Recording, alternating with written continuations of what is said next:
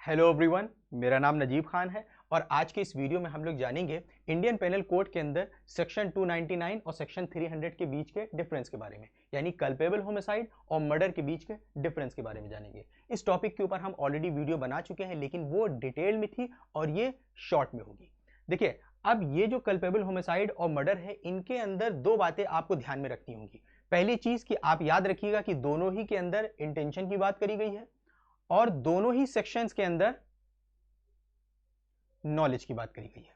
ठीक है, देखिए अब ये जो सेक्शन 299 है कल्पेबल होमिसाइड, ये सेक्शन 299 कल्पेबल होमिसाइड जो है ये पनिशेबल है सेक्शन 304 के अंदर, culpable homicide not amounting to murder.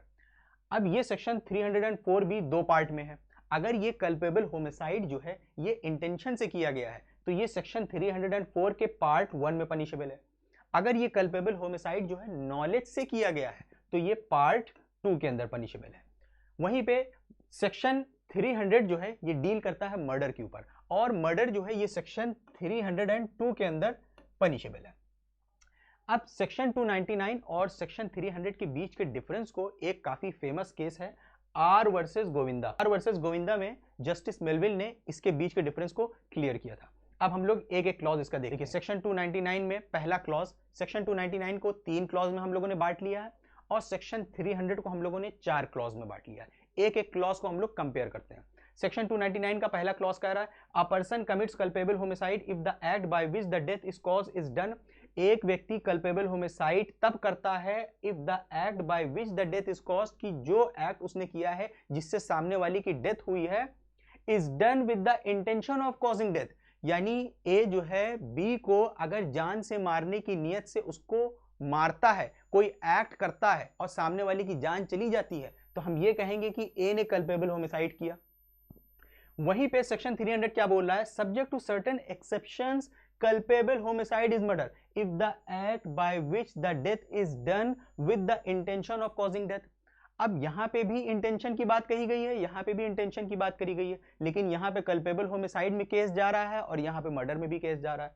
क्या बोल रहा है कि except subject to certain exceptions culpable homicide ही मर्डर, कल्पेबल होमिसाइड ही मर्डर होता है if the act by which the death is done with the intention of causing death. तो इनको पढ़ के कंपेयर करके हमें यह पता चला कि अगर कभी भी ए जो है बी को जान से मारने की नियत से कोई एक्ट करता है जिससे सामने वाले की जान चली जाती है, उसकी जान लेने की नियत से उसको मान लीजिए मार डालता है, तो वो एक्ट हमेशा मर्डर होगी, वो एक्ट हमेशा मर्डर होगी। यानी कहां पनिशेबल होगी, सेक्शन 302 ऑफ आईपीसी के अंदर, अनलेस कि वो सेक्शन 300 के दिए गए हुए एक्सेप्शंस के अंदर चली जाए।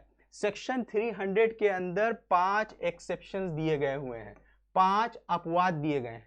अगर वही सेम एक्ट उस अपवाद उस एक्सेप्शन में चली जाएगी तो फिर वो मर्डर नहीं रहेगी, फिर वो culpable homicide not amounting to murder हो जाएगी। ठीक है, फिर वो कहां पनिशेबल होगी, सेक्शन 304 के पार्ट 1 में, जो हमने आपको बताया था इंटेंशन वाला पार्ट है। तो यानी कभी भी इंटेंशन अगर है जहां पे ए जो है बी की जान लेने की नियत से कोई कार्य करता है या उसको मार डालता है, इंटेंशन होगी, तो वो केस हमेशा मर्डर का होगा। अनलेस जैसे बोल रहा है सब्जेक्ट टू सर्टेन एक्सेप्शंस, कि उन एक्सेप्शंस में अगर वो एक्ट चली गई तो वो केस कौन सा बन जाएगा, culpable homicide not amounting to murder. अगर इसके एक्सेप्शंस में नहीं जाएगी तो मर्डर हो जाएगी, फिर वो कहां पनिशेबल होगा, सेक्शन 302 के अंदर। ये इसका पहला क्लॉज हम लोगों ने कंपेयर किया। अब हम लोग आगे बढ़ते हैं। अब इसके बाद क्लॉज बी आता है सेक्शन 299 का। अब इस क्लॉज बी को सेक्शन 300 के क्लॉज बी से हम लोग कंपेयर करेंगे। क्लॉज बी क्या बोल रहा है, with the intention of causing such bodily injury as is likely to cause death. Clause A के अंदर क्या था कि with the intention of causing death, यानी अगर आपकी मान लीजिए सामने वाले की डेथ कॉज करने की इंटेंशन नहीं है, लेकिन आपको उसको बॉडली इंजरी देने की इंटेंशन है, with the intention of causing bodily injury, ऐसी चोट देने की इंटेंशन है जिससे उसकी मौत हो सकती है। ऐसा कब हो सकता है, जैसे फॉर एग्जांपल हम और आप किसी से गए बातचीत करने के लिए, लड़ाई हो गई, हाथ घूसा चलने लगा, आपने स्टिक उठा के उसको स्टिक से मारना शुरू कर दिया, या उसके वाइटल ऑर्गन्स के ऊपर या अपने पेट में कस कस के घूसे मारने शुरू कर दिए, तो हम क्या कहेंगे, अरे मत करो, मर सकता है। लाइकलीहुड है ना कि is likely to cause death with the intention of causing such bodily injury as is likely to cause death। तो हम लोग जान से मारने तो नहीं गए थे, लेकिन आप उसको ऐसी बॉडली इंजरी देने लगे इस इंटेंशन से कि जिससे उसकी डेथ हो सकती है। भाई किसी के वाइटल ऑर्गन्स पे अगर कस कस के घूसा मारा जाए तो उसकी मौत हो सकती है, हम क्या कहेंगे, अरे मर सकता है। या अगर आप उसको स्टिक से उठा के मारने लगे, उसके सर पे मारने लगे, हम क्या कहेंगे, अरे वो मर सकता है। तो हो सकता है कि जान से मारने ना गए हो, लेकिन ऐसी इंजरी पहुंचा रहे हो इस नियत से जिससे उसकी जान जा सकती है। अब इसी को अगर हम लोग सेक्शन 300 के क्लॉज बी से कंपेयर करें, with the intention of causing such bodily injury as the offender knows to be likely to cause death. तो यानी अगर हम लोग किसी से बात करने गए थे, वहां पे लड़ाई झगड़ा शुरू हुआ, जान से मारने नहीं गए थे, लेकिन आपने उसको मारा जिससे जान जा सकती थी, तो अगर मर जाएगा, तो अगर लाइक्लीहुड है कि लाइकली टू कॉज डेथ वाला केस है, कि जहां पे हम लोग कहेंगे प्रोबेबिलिटी है, यानी प्रोबेबल, ऐसे हम लोग क्या बोलते हैं, प्रोबेबली, और उससे ज्यादा चांसेस होती है तो क्या बोलते हैं, मोस्ट प्रोबेबली। हाँ मर सकता है, तो अगर मर सकता वाला सरकमस्टांसेस था, सीन था, उस तरह की आपने चोट पहुंचाई है, तो क्या कौन सा सेक्शन अट्रैक्ट होगा, सेक्शन 304, यानी आपका एक्ट जो होगा वो कल्पेबल होमिसाइड बनेगा।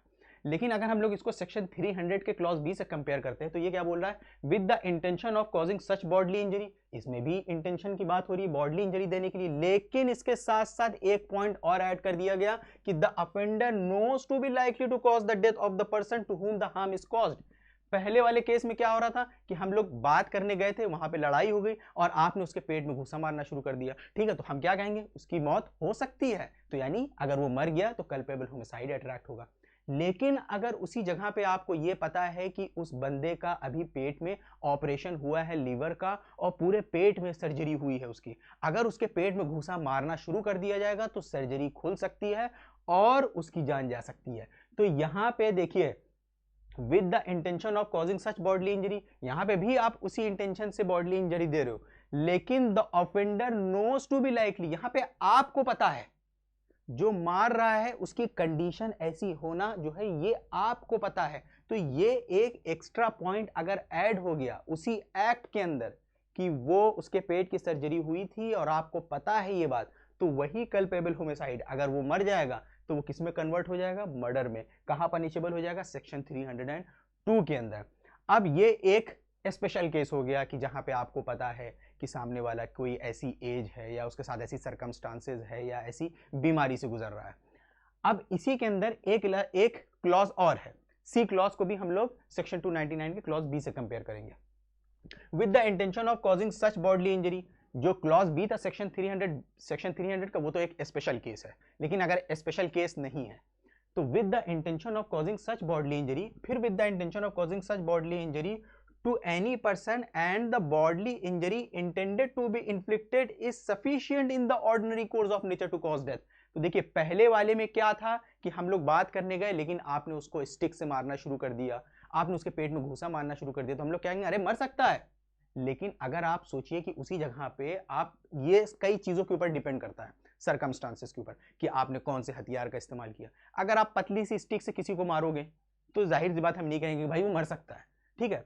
किसी को लकड़ी से मारोगे, जो डंडी होती है, डंडी से कोई मर नहीं सकता, ठीक है। तो इसके ऊपर कई चीजें कोड देखेगा कि आपने कौन सी हथियार के लिए क्या चीज का इस्तेमाल किया, बॉडी में आपने कहां पे मारा, ठीक है, कितना डीप मारा, कितनी कस के मारा। इन कई चीजों को कंसीडर करने के बाद यह पता चलेगा कि if any person and the bodily injury intended to be inflicted is sufficient in the ordinary course of nature to cause death, ordinary course of nature में उसकी डेथ हो सकती है अगर आप कोई ऐसी इंजरी देते हो इस नियति से। जैसे फॉर एग्जांपल किसी को शॉर्ट कट दे दिया, अगर आप किसी को तलवार से काट देते हो, कहीं पे उसके वाइटल ऑर्गन्स पे काट देते हो, तो हम लोग क्या कहेंगे, अरे ये ऑर्डनरी कोर्स में it is sufficient to cause death, कि ऑर्डनरी कोर्स में तो आदमी मर जाता है।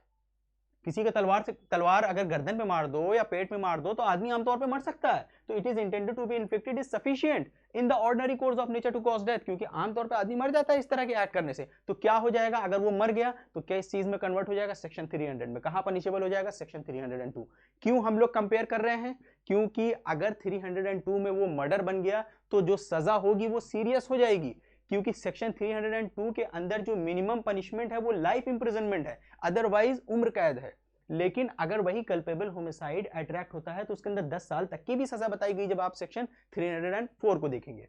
तो यह केस आपको समझ में आ गया। अब इसके बाद आता है last clause, with the knowledge that the act is likely to cause death. या हो सकता है कि आपकी इंटेंशन ना हो, ना आप सामने वाले को मारना चाहते हो, लेकिन आपको नॉलेज है कि जो काम आप कर रहे हैं ये इतना खतरनाक है कि इससे किसी की डेथ हो सकती है। जैसे फॉर एग्जांपल लोग आ जा रहे हैं रोड से, वहीं पे हम किसी चीज पे निशाना लगा के गोली चला रहे हैं, तो हमारी जो एक्ट है, आप क्या कहोगे, ये जो तुम गोली चला रहे हो नजीब, इसमें कोई मर सकता है।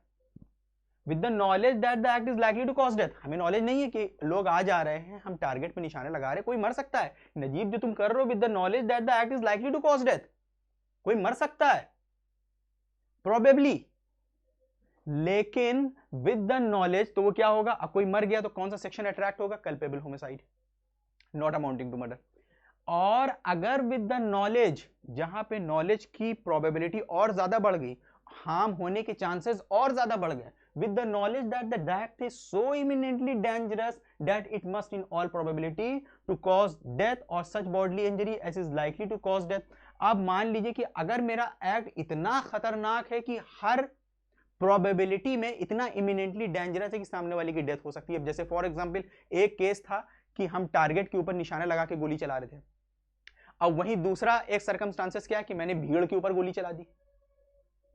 अगर मैं भीड़ के ऊपर गोली चला दूंगा तो जाहिर सी बात है कि कोई ना कोई मर जाएगा कि नहीं, कि मेरी एक्ट इतनी इमिनेंटली डेंजरस है कि that it must in all probability to cause death. कोई भीड़ खड़ी, उनके ऊपर पत्थर फेंक दिया, कहीं कहीं लोग काफी सारे बैठे हुए हैं, वहां पे हमने बम फेंक दिया, इतनी खतरनाक है कि it must in all probability to cause death और such bodily injury as is likely to cause death and without any excuse. अब इसके साथ साथ ये ध्यान में रखना है कि जो हमने एक्ट किया है, अगर इसमें मेरे पास एक्सक्यूज हुआ करने के लिए, जो एक्ट हम करने जा रहे हैं वो बहुत इमिनेंटली डेंजरस है, लेकिन अगर मेरा पास एक्सक्यूज है उसको करने का, तो मेरा एक्ट कल्पेबल होमिसाइड में चला जाएगा। अगर एक्सक्यूज नहीं होगा तो मर्डर।